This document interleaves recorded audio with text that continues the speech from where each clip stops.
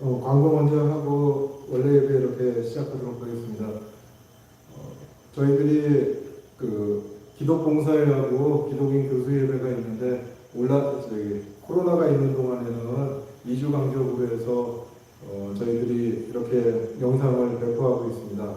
오늘 저희가 예배를 드릴 거고요. 그 다음에 2주 후에 11월 24일 날 그리고 12월 8일 이렇게 해가지고 저희들이 2주 간격 수요일에 12시 10분에 이렇게 예배를 송출할 테니까요. 실시간으로 이렇게 접속해서 보시는 분들도 있을 거고 아니면은 집에서나 아니면은 운전하시는 중에 또는 출근하시는 중에 이렇게 저장된 것들을 이렇게 들으시면 될 것 같습니다. 병원에서는 위드 코로나라고 이렇게 선언을 했지만 오히려 돌파 감염도 있고 감염되신 분들 때문에 요즘 식당에서 식사도 잘 나오지 않고 그래가지고 오히려 의료 환경에서는 코로나의 위험이 더 증폭된 것 같습니다. 언제 끝날지는 모르지만은 항상 기도하고 항상 말씀 읽고 그래서 새로운 시대를 다 이렇게 잘 준비해 주셨으면 좋겠습니다. 아까 목사님하고도 이렇게 서로 얘기를 나눴었는데 20세기는 1차 세계대전이 끝나면서 20세기가 이렇게 열렸는데 밀레니엄 시대는 2000년대에 시작하는 게 아니라 2020년도 우리 코로나가 시작되면서 새로운 21세기가 이렇게 시작되는 것 같기 때문에 여러분들 새로운 밀레니엄 시대에 잘 적응하시고 신앙생활 열심히 해주셨으면 좋겠습니다. 저희들이 서로 만나지는 못하지만 교회는 항상 이렇게 열려있기 때문에 기도하실 분들 오셔가지고 기도하시고 성경 말씀 보실 분들 이렇게 성경 말씀 보시고 그런 신앙생활 계속 충실히 해주셨으면 좋겠습니다. 저희 예배 준비하고 시작하도록 하겠습니다.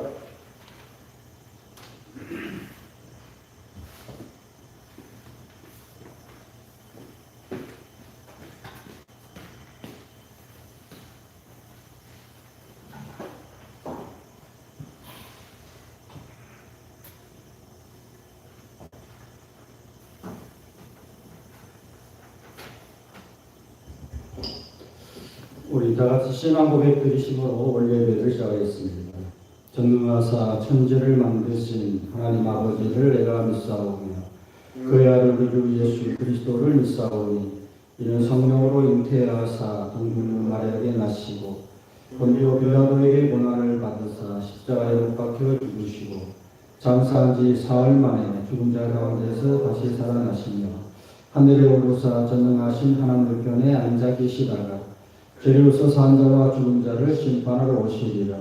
성령을 믿사오며 거룩한 공의와 성과 서로 교통하는 것과 죄를 사하여 주시는 것과 몸이 다시 사는 것과 영원히 사는 것을 믿사옵나이다. 찬송가 597장을 보겠습니다.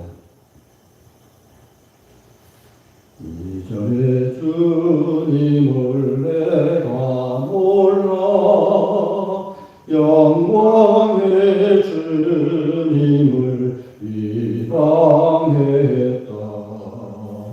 지극한 은혜 내게 넘쳐 날 불러주시니 고마워. 나 받은 달란트 얼마런가 나 힘써 그것을 남기어서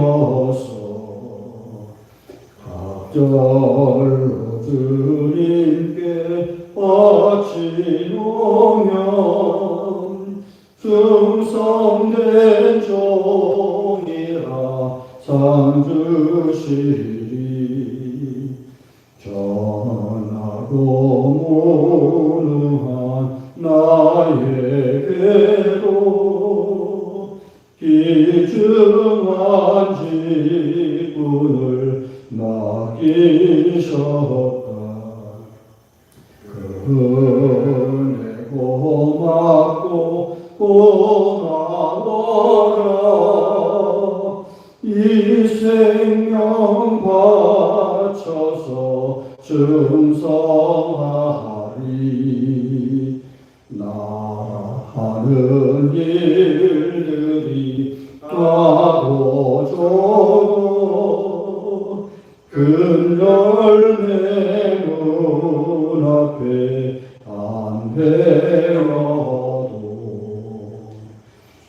주님께 죽도록 충성하면 생명의 면류가 얻으리라. 아멘. 하나님의 말씀은 요나서 3장 1절에서 10절까지 말씀인데 우리 1, 2절 한 절씩 교독하겠습니다. 여호와의 말씀이 두 번째로 요나에게 임하니라. 이르시되 일어나 저 큰 성읍 니느웨로 가서 내가 네게 명한 바를 그들에게 선포하라 하신지라. 아멘. 우리 요나서 강의를 지금 하고 있는데 요나서는 1장, 2장, 3장, 4장 영국으로 말하면 사막 마치 연극 같은 느낌으로 이제 보면은 아주 되었습니다. 이렇게 진행되는 과정에서 우리가 느낄 수 있는 것이 큰 흐름으로 이제 설명을 하면은 변화 어떻게 변화되어 가는가. 제가 이제 성장 소설에 대한 이야기 했잖아요.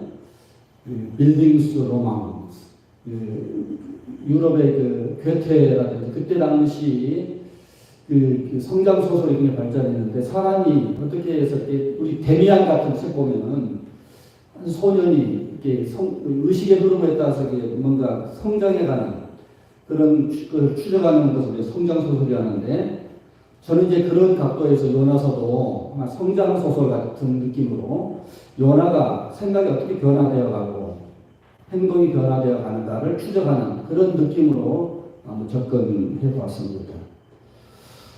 우리도 사실 그래요. 하나님께 붙들림을 받았을 때에 하나님의 다루심이 이제 시작되는 거잖아요. 그래서 우리가 우리의 고유한 내 본성과 하나님의 뜻과 이렇게 씨름을 하면서 점점 하나님의 뜻에 따라서 성장해가는 이건 좋은 의미죠.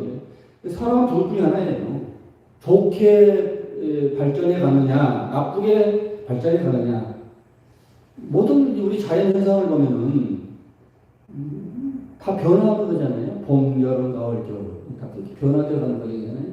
이렇게 발전되어 가는 과정, 이렇게 뭔가 변화되는 과정을 추적하는 산점이죠. 철학사에도 보면은 그 과정 철학이라는 거죠. 화이트 헤드. 머리가 하얀, 우리 식으로 표현하는 화이트 헤드. 그런 이름 정있는 철학자가 있는데, 화이트 헤드가 과정 철학자거든요. 근데 그 사람이 자기는 철학사를, 서양 철학사를 한마디로 플라톤 철학의 풋노트다. 그러니까 철학자 플라톤이 이데아 세계하고 현상계를 나눠서 그냥 세계를 다 그런 각도에서 해석을 했단 말이에요. 근데 그런 플라톤 철학이 어떻게 변천되어 가느냐, 이게 철학사다.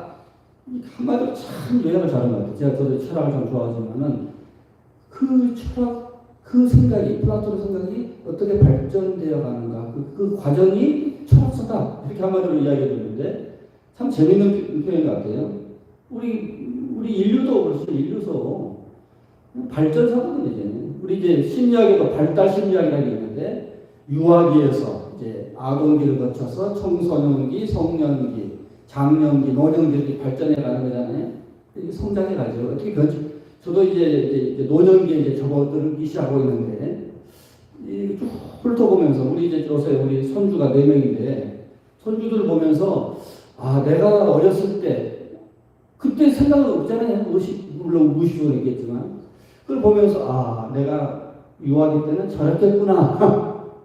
그 과정을 조금 흥미롭게 보여요. 사람 저렇게 조금씩 걷지도 못하다가 어느 순간 걷게 되고 또 말이 트이고 뭐 이렇게 학교로 가고 유치원에 가고 초등학교에 가고 우리 큰 손주가 이제 초등학교 1학년인데 뭐 이렇게 발전해 가는 거잖아요. 그리고 이제 청소년 우리 이제 아들 둘을 보면서 30대 때 내 모습이 저랬겠구나. 추정을 하는 거죠. 이렇게 추정을. 발전해 간다는 말, 이게 성장해 가는 거잖아요. 이게 중요해요. 그런 변화의 과정을 추적하는 것이 참 좋은데 우리가 신앙생활도 일종의 하나님께 붙들림을 받기 전은 영적 죽은 상태잖아요. 근데 붙들림을 받아서 내가 회개하고 다시 born again, 중생, born again, 다시 태어났다고 하잖아요. 어머니 뱃속에 3번 태어났다가 두 번째 태어나는 거. 이게 니고데모와의 요한복음 3장에서 예수님이 니고데모에 비유해서 네가 물과 성령으로 거듭나지 않고 하늘나라에 갈 수 없다. 그 이야기를 하면서 중생이라는 이야기죠. 그러니까 우리가 예수를 믿는 순간 다시 태어나는 거예요. 다시 태어나서 하나님께 붙든 일 받아서 이렇게 성장해 가는 거잖아요. 우리 성화라고 성화, sanctification, 거룩해져가 하나님의 그 온전하신 모습을 흠모하면서 점점 이렇게 거룩해져가는 과정. 이게 그게 신앙이죠. 그러니까 계속 성장하지 못하는 사람들은 모든 생명체는 다 성장하잖아요. 그런데 성장하지 않는 사람들은 퇴보하는 어떤 얘기들 중 하나인데, 아무튼 변화되어 가는 과정인데, 요나서는 바로 그런 각도에서 정말 요나의 고집, 요나의 그 고정관념, 잘못된 생각, 그게 뭐예요? 하나님은 오직 우리 이스라엘만의 하나님이 되어야지. 이게 굉장히 유화적인, 아주 그 편협한, 소화병적인, 우리가 어린아이들이 다 그러잖아요. 어린아이 자기밖에 모르고 세상 모든 것이 자기 중심으로 돌아가려고. 우리가 요새 중국이나 일본이나 우리나라 사람들의 그 댓글들, 그 전쟁들이 막 벌어지는 것을 이제 유튜브에서 추적해 보면서 다 소화병적인 사람들, 다 자기 위주로. 일본 사람들이 우리나라를 볼 때도 그렇고, 중국이 우리를 볼 때도 그렇고, 근데 자기 자국 중심인 어떤 민족주의적인 색채가 굉장히 농후하죠. 그것도 반대로 우리를 볼 때 그 사람들도 그럴 거예요. 일본 사람들은 우리를 도대체 이해할 수 없는 놈들이다. 우리가 다 상대적이에요. 우리가 일본을 이상하게 보는 만큼 일본도 우리를 그 이상하게 보는 거예요. 우리가 중국을 볼 때도 그렇고. 이게 뭐냐, 다 민족주의적인, 자기 중심적인 사고. 근데 요나가 마치 그러하다. 근데 요나만 그러느냐? 아니다. 전반적인 이스라엘 전체의 생각을 그냥 대변하는 거예요. 그러니까 우리가 제가 플렉탈 이야기 되잖아요. 하나의 표만 딱 끄집어내면 전체가 보이는 거죠. 그래서 통계가 중요하잖아요.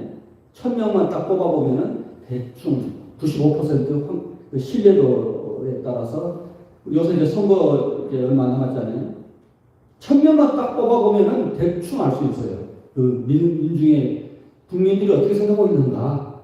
그러니까 통치자들이 항상 그 염두에 두는 것이 여론이잖아요. 그러니까 몇 사람을 딱 뽑아보면 안다는 거예요. 그러니까 요나의 생각은 단순히 한 사람의 생각이 아니고 이스라엘 전체의 어떤 정서를 대변하는, 그게 뭐냐? 굉장히 편협한 민족주의적인 사고. 그리고 좀 약간 어려운 말로 쇼베니즘이라고 하죠. 쇼베니즘. 광신적인 민족주의. 지금 중국이 그러죠. 중국이. 굉장히 너무 광신적인 민족주의죠. 그러니까 우리가 지금 굉장히 두렵죠. 우리 생각에는 공산당을 저렇게 좋아할까? 통계를 보면 95%가 신뢰한다고 해요. 중국 사람들이 공산당을 95%를 신뢰한다. 굉장히 열범적이죠. 그러니까 이건 아주 뭔가 이렇게 쓰인 거죠. 벌써. 그러니까 이게 민족주의적인 요소가 강하다 보면은 반드시 전쟁이에요. 우리 1차 대전, 2차 대전, 세계전쟁사도 보면은 결국은 이제 민족들의 갈등, 강대국 간의 갈등, 약소국 간의 민족적인 갈등들이거든요. 그래서 민족주의가 강하면 강할수록 전쟁이 가까운 거예요. 가까워지고 있는 거예요. 우리나라, 지금 우리 동북아시아가 지금 세계사의 중심에 와 있습니다.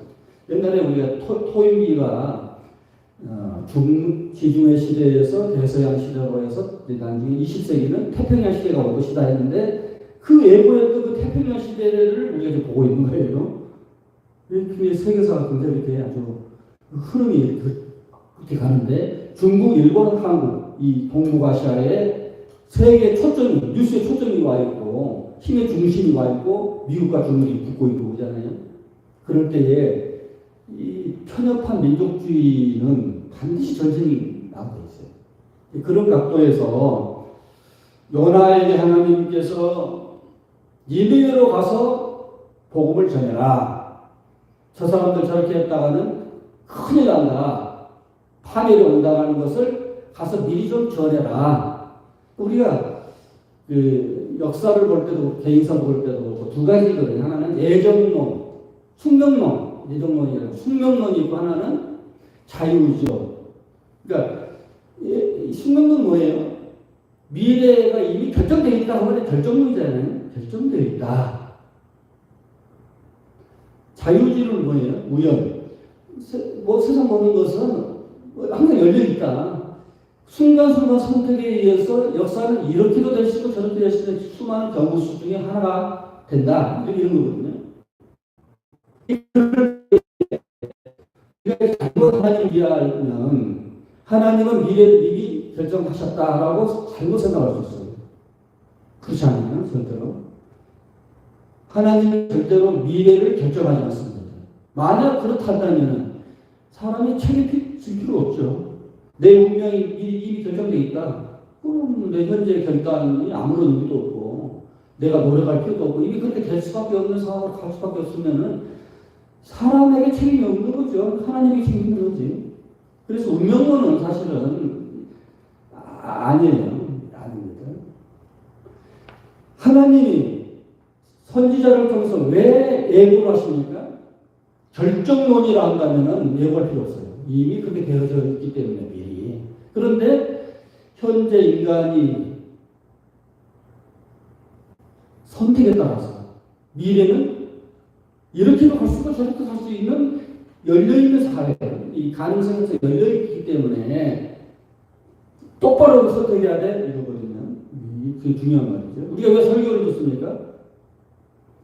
현재 우리의 모든 어려움, 문제점 이런 것들은 이러이러하니 지금 다가오는 미래를 위해서 너의 생각을 고치고 행동을 고쳐서 바람직한 하나님이 원하시는 정말 행복한 삶을 살도록 지금 현재 결단하라. 이게 설교거든요.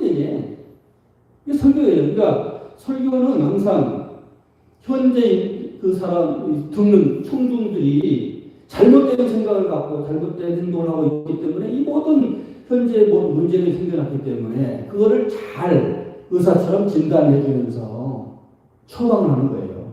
앞으로 이렇게 하면 이렇게 될 것이고 이렇게 안 하면 이렇게 될 것이다. 오늘 어떻게 할래? 결단을 촉구하는 것이 설교죠. 그런 점에서 요나가 해야 할 일이 하나님께로부터 받은 미션이 뭐냐. 니느웨가 지금 현재 상황으로 진단해보면 의사가 환자를 볼 때 딱 진단한 것처럼 진단해보면 멸망당하게 돼 있다는 거예요. 그러니까 현재 모습을 간다. 그러니까 그 아인슈타인 유명한 말 중에 과거의 습관을 계속 반복하면서 미래가 바뀌기를 원하는 것은 미친 짓이다. 무슨 말이겠어요? 이게 중요한 말입니다.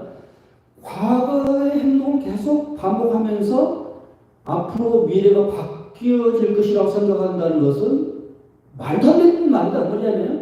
그러니까 그 말은 무슨 말입니까? 생각을 바꾸고 행동을 바꿔야 미래가 바뀐다는 말이죠. 너무 당연한 말이죠. 당연한 말이란 말이에요. 그러니까 설교 그런 식이에요. 현재 너의 생각으로 가면, 너의 행동으로 가면 멸망의 길이 보인다는 거예요. 멸망. 전문가가 뭐냐? 천재가 어떤 사람이냐? 뛰어난 사람이 어떤 사람이냐는 기미, 현재 조그마한 그 미세한 어떤 증세를 보면서 이런 식으로 가면 이렇게 될 것이라는 것이 미리 보여지는 거예요. 이게 전문가예요. 경제 전문가, 정치 전문가, 사회 전문가 다 있잖아요. 그런 사람들은 조그마한 나비 효과라는 게 있죠. 나비 효과. 조그마한 멈칫이 나면 커다란 어떤 폭풍이 된다는 거 아니에요. 그러니까 그런 것을 미리 딱 통찰력을 가지고 알 수 있는 사람을 우리는 전문가라고 해요. 그러니까 옛날식으로만 예언자예요.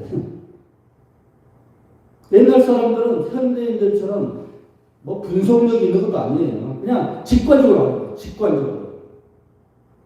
그러니까 우리가 흔히 그 리더들에게 필요한 것은 직관력이고 그 리더를 그 보조하는 참모들은 분석력이 좋아야 돼요. 그러니까 우리가 큰 회사 어떤 재벌 이건희 같은 사람 이런 사람들 지금 이재용 같은 사람들은 제일 꼭대기 생각할 수는 없지만 이렇게 될 것 같아. 뭔가 감이 딱 올라간 말이에요. 이런 걸 직관이라고 그러죠. 이게 필요한 것은 바로 그런 거예요. 통찰, 통시적으로 전체 그림을 그릴 줄 알아야 돼. 그 밑에 있는 선보들은 이제 그걸 분석하면서 이렇게 했으면 좋겠습니다 하면서 뭔가 해결책을 제시해 주는 거지. 참모도 필요하죠. 근데 그런 점에서 볼 때 옛날에 애언자님과 오늘날의 그 전문가들처럼 조그마한 기미를 보면서 앞으로 되어질 일이 보여요. 미리 보여진단 말이에요.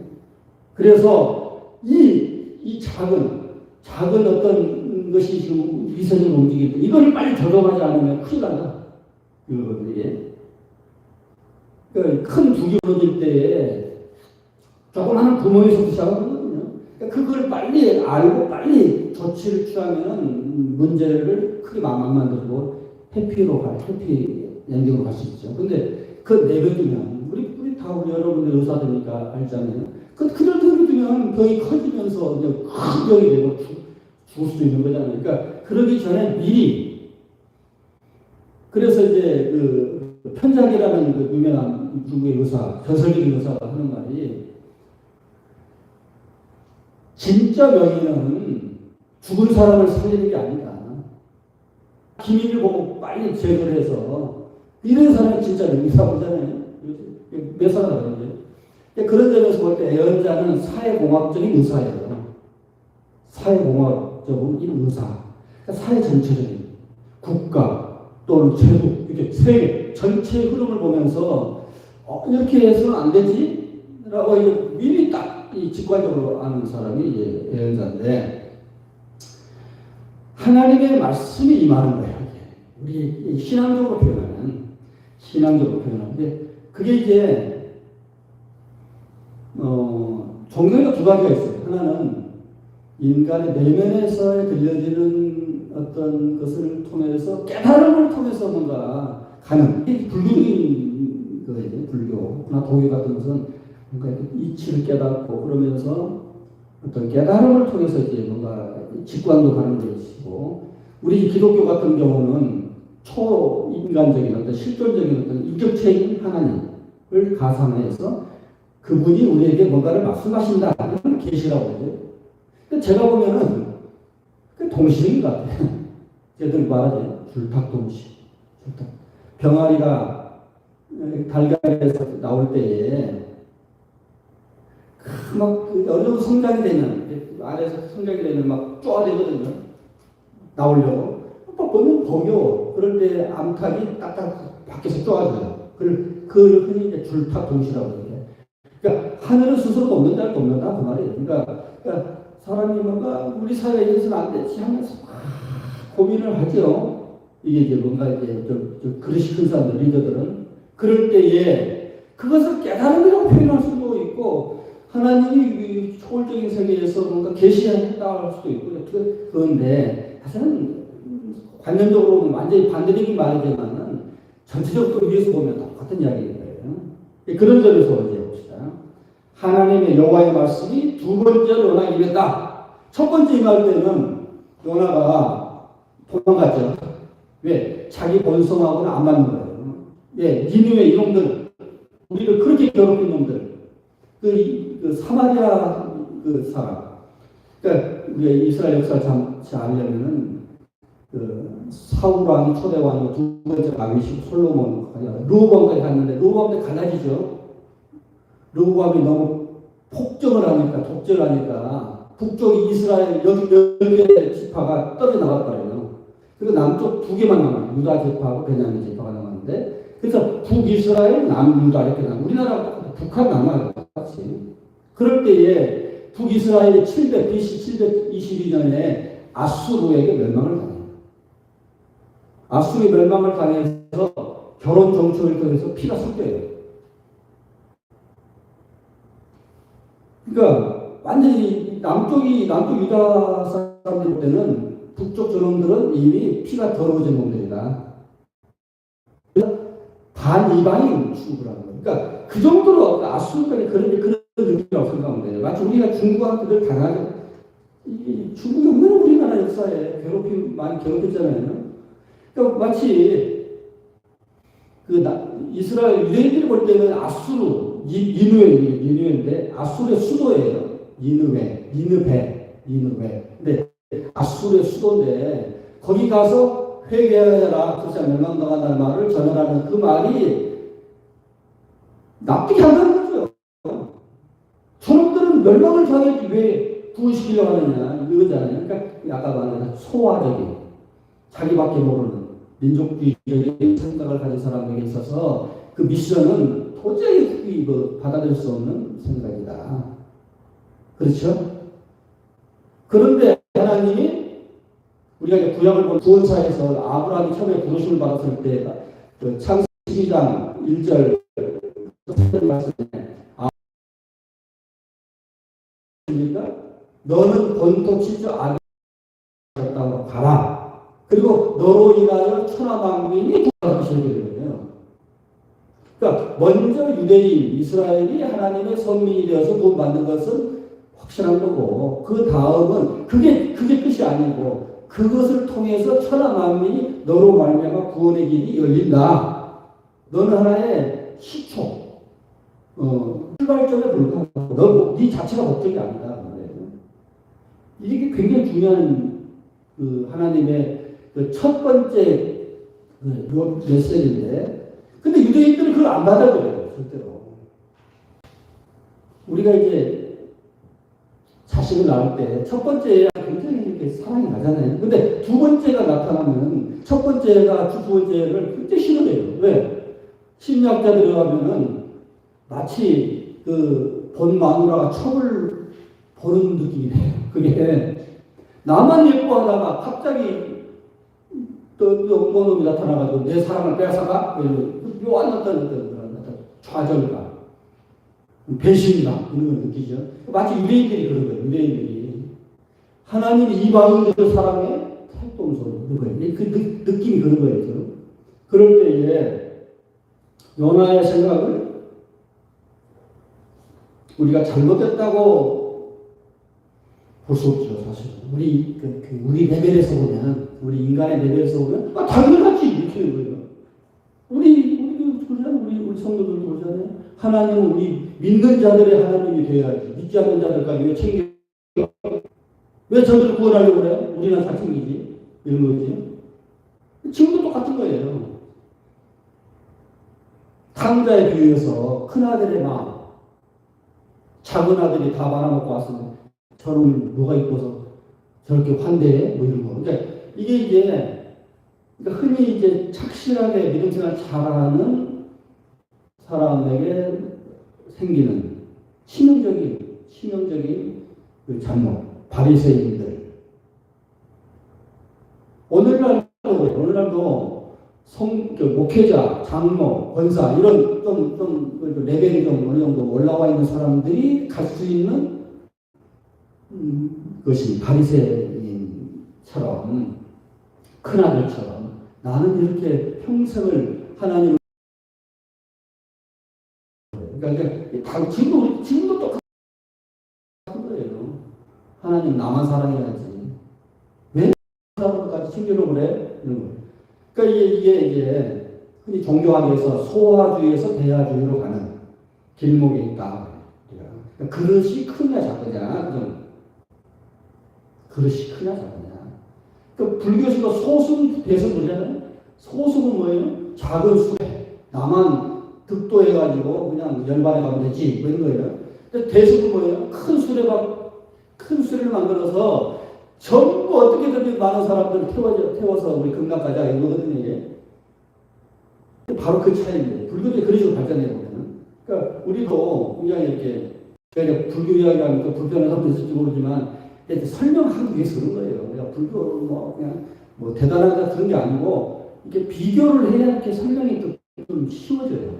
듣기도 이렇게 편하고 그렇구나 비교하면. 종교에서 그래요. 한 종교만 아니면은 그 종교 자체도 이해할 수 없다. 다른 종교를 이해를 해야 자기 믿는 종교를 더 확실하게 할 수 있다. 예. 저도 그런 생각에 동의합니다. 그런 점에서 요나의 그 생각들에 아직도 우리도 그 수준이다. 그래서 하나님 끊임없이 설득도 하고 강요도 하고 막 어떨 때는 비상조치로 이거 고리에서 집어넣어 버리잖아요. 그리고 이제 지난 시간에 설명한 것처럼 2장에서 굉장히 회개를 하죠. 하나님이 아주 비상조치로 우리도 그렇죠. 하나님 말 안 듣는 매를 때리잖아요. 제가 목회자로서 수많은 성도들 볼 때 질병으로 사업으로 수많은 어떤 문제로 하나님 앞에 이제 다루심을 받는 그 과정이 있어요. 이게 그 하나의 성장 소설에서 이게 강한 어떤 훈련, 변화시키고 군대에서도 그러잖아요. 군대에서도 훈련을 통해서 너희의 저질 같은 체력을 가지고 왔느냐, 큰 용사로 만들어 주시 이렇게 시작하는 거란 말이에요. 훈련된 조교들이 하나님 우리를 이렇게 혹독하게 가르치는 거죠. 그럴 때 어떤 사람 사병들 훈련하고 하사관 훈련이 또 다르고 저는 장교 훈련을 받은 사람인데 장교 훈련은 더 달라요. 그러니까 레벨이 다른 거죠. 그러니까 하나님 크게 쓰시려면은 그 훈련 강도가 세요. 요나도 지금 이제 그 훈련 과정에서 2장에서 이제 고레 속에서 철저히 하나님의 그 무서움을 보고 회개하지요. 그래서 3장을 돌아왔어요. 3장을 돌아왔는데 리더의 생각 변화는 그를 따를 팔로워들, 추종자들을 변화시켜요. 그러니까 항상 이게 순서예요. 그러니까 항상 먼저 깨인 사람, 먼저 뭔가를 아는 사람, 뭔가 통찰력이 있는 리더들이 변화가 되어야 그를 따르는 공동체가 변화. 그러니까 항상 의인 10명이 없어서 망한다 그러잖아요. 왜냐하면 그 리더들을, 그 사회를 이끌어가는 리더들만 정확하게 하나님 앞에 바로서는 그래도 희망이 있다. 그래서 어느 시대나 리더들이 타락하면 그 사회는 붕괴됩니다.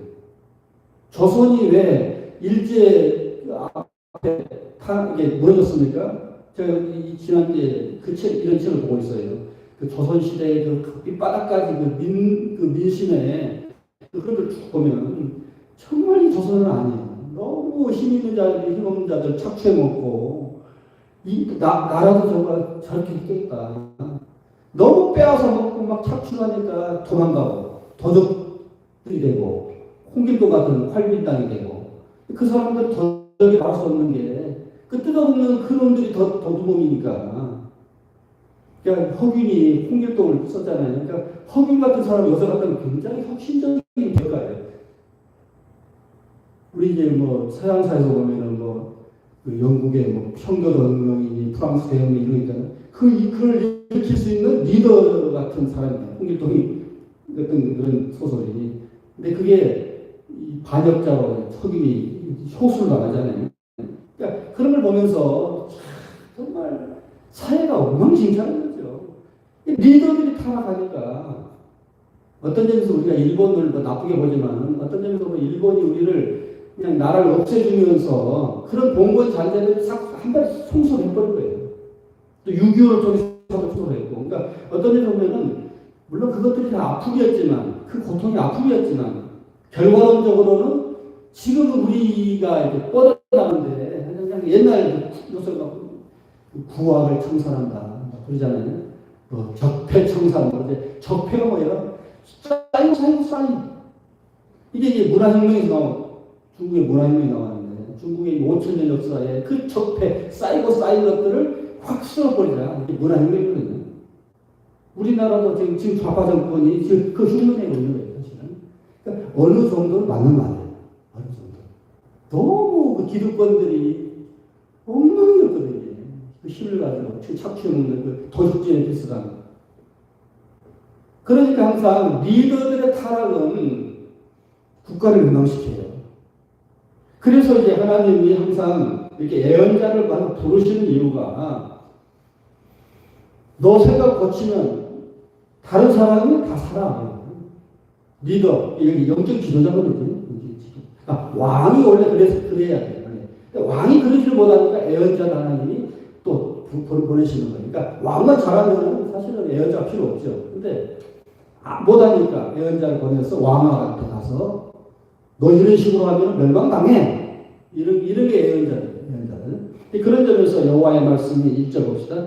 두 번째 요나가 임했다. 첫 번째 임할 때 도망갔어요. 근데 두 번째 임했을 때는 이제 마치 소를 곧 망아지처럼 막 뛰다가 우리 시골에 가면 코에다 넣잖아요. 이게 넣는단 말이에요. 코에다 딱 잡힌단 말이에요. 그때부터는 이제 꼼짝 못하는 거죠.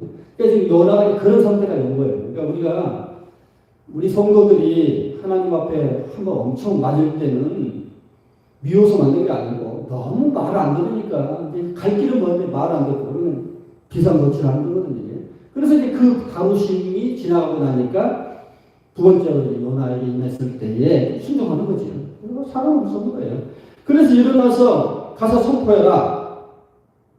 요나가 여호와의 말씀대로 일어나서 싫지만 본성은 싫죠. 그러나 하나님이 고삐를 잡고 있는 거예요. 그래서 억지로 끌려가는 거예요.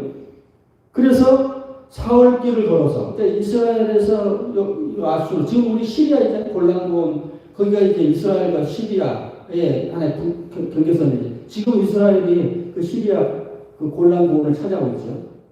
예, 전쟁에서 제일 중요한 것이 고지를 점령한 거잖아요. 위에서 보면 다 보이니까.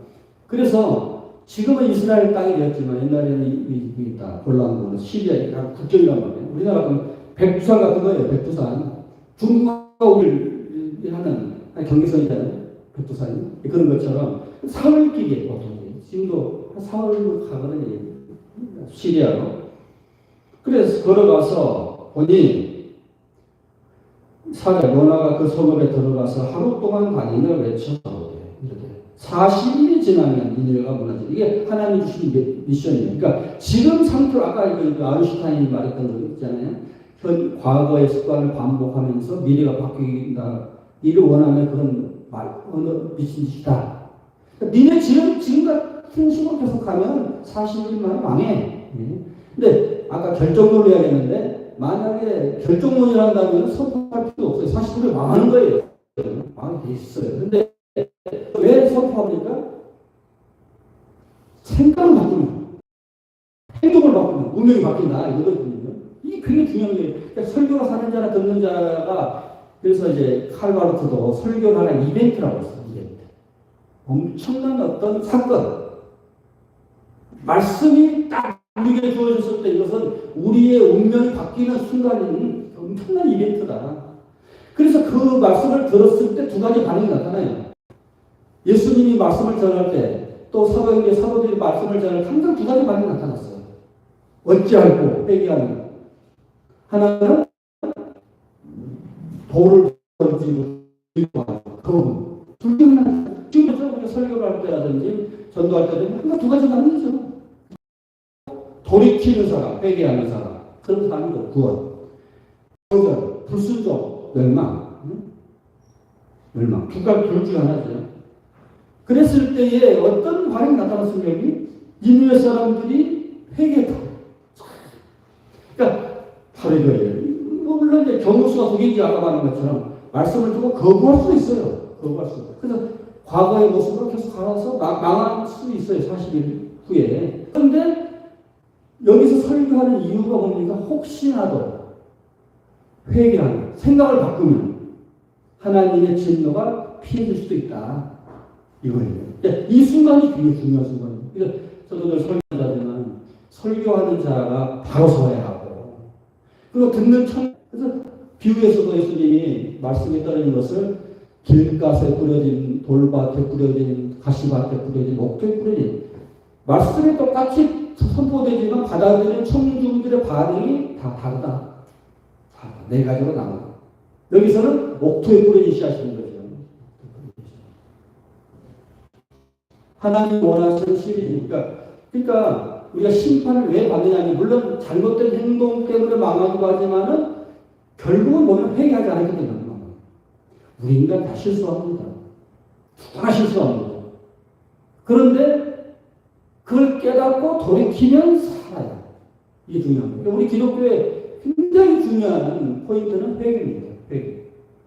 내가 틀릴 수도 있지 라는 여지를 열어놓는 거. 내 생각, 행동들이 틀릴 수도 있어 라는 이 가능성을 열어놓는다는 것이 상당히 좋은 점이에요. 나는 항상 옳다. 내 생각, 내 행동은 항상 옳다. 이 독선적인 사고를 가진 사람들은 결국 망해. 그게 오만이고 휘브리스라고 했죠. 휘브리스. 자기가 완전한 사람인 것처럼 착각하는 거죠. 착각. 이 교만이죠. 그리고 망하죠. 그런 점에서 니느웨 백성들이 5절에 보니까 하나님을 믿었다. 믿고 금식을 선포하고 굵은 옷을 입었다. 금식을 한다는 것은 여러분 모든 생명체는 먹지 않으면 다 죽습니다. 먹지 않으면 죽습니다. 그런데 그걸 안 먹는다는 거예요. 이게 굉장한 행동 표현이죠. 엄청난 표현이죠. 우리 성도들이 정말 하나님 앞에 마지막으로 해도 안 될 때 금식하잖아요. 이건 완전 단식 농성을 하는 거예요. 이거 하나님 이거 안 들어주면 나 죽어요. 나 죽으려고. 목숨을 걸고 하나님하고 한번 해보자고 하는 거죠.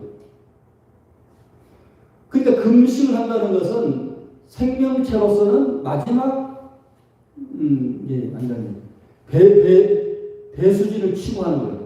배수진을 치고. 그래서 하나님이 금식할 때는 막 우리 어린아이들이 너 엄마 아빠가 말 자기 뜻대로 안 해도 밥 안 먹어 그런단 말이에요. 이게 그게 금식이에요. 이게 그런 투정이죠. 그래서 금식을 선포하고 배옷을 입고 왕부터 시작해서 모든 대신들과 사람뿐만 아니라 짐승까지도 금식해라. 물도 먹지 마라. 금식도 이제 두 가지죠. 물까지는 먹을 수 있는 금식이 있고 물까지도 못하게 하는 것은 그냥 극단적인 금식이죠.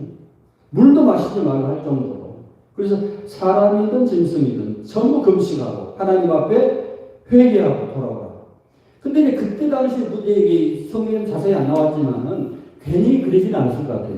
우리가 상상력을 동원해야 돼요. 성경을 풀 때는. 그게 요새같이 어떤 돌림병, 어떤 전염병이 돌았을 것이라고 생각을 해요. 저는 그렇게 생각을 해요. 이 얘기는 안 나와요. 그렇지만 무슨 일이 있었겠지요. 사람이 괜히 회개하는 거 아니에요. 요나도 하나님이 고래 뱃속에 넣으니까 회개한 거잖아요. 그러니까 여기도 그냥 회개는 안 했을 거예요. 뭔가 이제 자연재해가 있었을 거예요. 자연재해. 그게 제일 무서운 것이 전염병이죠. 옛날에 우리가 그 역사를 보면은 역사가 바뀔 때 큰 그림, 중세에서 근대가 되는 분기점이 어디냐면 흑사병이거든요. 패스트. 거기서 무너져서 중세가 원나라, 중국 역사 보면 원나라가 갑자기 멸망하다가 명나라가 됐어요. 그때. 왜 그냥 지금 추적해 보면은 그때도 천연두라고, 천연두. 천연두가 쓸어가지고 그냥 난리가 된 거예요. 그러니까 몽골 사람들이 이제 와서 원나라를 만들었잖아요. 도망가고 북쪽으로. 그 태고한 조그만 나라. 그러니까 우리가 그 세계사의 큰 흐름을 보면 질병, 어떤 전염병, 이것들이 굉장히 역사를 잡아요. 지금 이제 우리 회장님하고 이야기했지만 우리 코로나 이것도 우리 세계사적인 어떤 흐름을 바꿀 수 있는 굉장한 사건이에요, 사실은. 그랬을 때에 이때 정신을 이제 아까도 말한 민감한 사람들, 영적 민감한 사람들, 통찰력 있는 사람들은 하나님을 빨리 깨닫는 하나님이 시작하셨구나. 하나님이 보이지 않는 손길을 보는 거죠. 그러니까 사람이 뭔가 그 결심을 한다는 것은 그냥 되는 게 아니에요. 뭔가 엄청난 그 임팩트, 충격이 온 거예요. 충격이 왔을 때, 이렇게 했다가 죽겠다.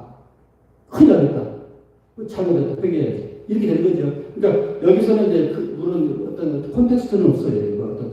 어떤 상황에서 이런 일이 벌어졌다는 건 안 나오지만 추측건데 질병이 아닌가 저는 그렇게 생각해요. 아무튼 그래서 하나님 앞에 우리 종교 신앙인들 종교학에서 말할 때 두려움이거든요. 두려움. 우리가 왜 하나님 믿느냐? 결국 두려움이거든요. 인간의 힘으로는 어떻게 할 수 없는 한계 상황에 딱 터뜨렸을 때 사람이 두려움이 생기죠. 그래서 하나님 앞에 와서 회개하고 기도. 연하도 똑같았죠? 연하도 그랬고 니느웨에서도 똑같아요. 사람은 다 똑같아요. 별 차이 없어요. 그래서 하나님이 그걸 보고는 9절에 하나님이 뜻을 돌이켰다. 그러니까 하나님 원하시는 시나리오가 하는 거죠. 그리고 그 진노를 그쳤다. 우리가 멸망하지 않게 하리라. 그런 줄을 누가 알겠느냐 하시는지라.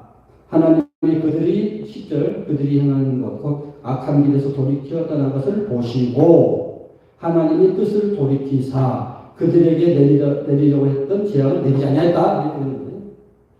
말이 되죠. 그러니까 모든 흐름이 모든 흐름이. 자, 오늘 3장은 그 정도 하고 마치겠습니다. 기도하겠습니다. 사랑의 아버지, 인간의 모든 실수로 인해서 인간의 모든 문제가 생겨나지만 고집을 피우고 옛날 방식으로 계속 살아가려고 하는 어리석은 우리의 모습을 연화서를 통해서 발견합니다. 하나님, 우리가 하나님의 보이지 않는 뜻을 빨리 깨우치고 내 생각, 잘못된 생각, 행동을 빨리 바꿈으로써 하나님의 재앙을 피하는 나의 삶, 또 우리 국가의 삶, 세계의 운명이 바뀌는 귀한 역사를 우리의 삶 속에 일어나게 하여 주시옵소서. 이제는 우리 주 예수 그리스도의 무한하신 은혜와 아버지 하나님의 극진하신 사랑과 성령의 감동과 충만하신 역사가 하나님 말씀을 듣고 회개하기를 원하는 사람 모든 교우들 머리 위에 이제 오늘부터 함께 하시기를 간절히 축원합니다.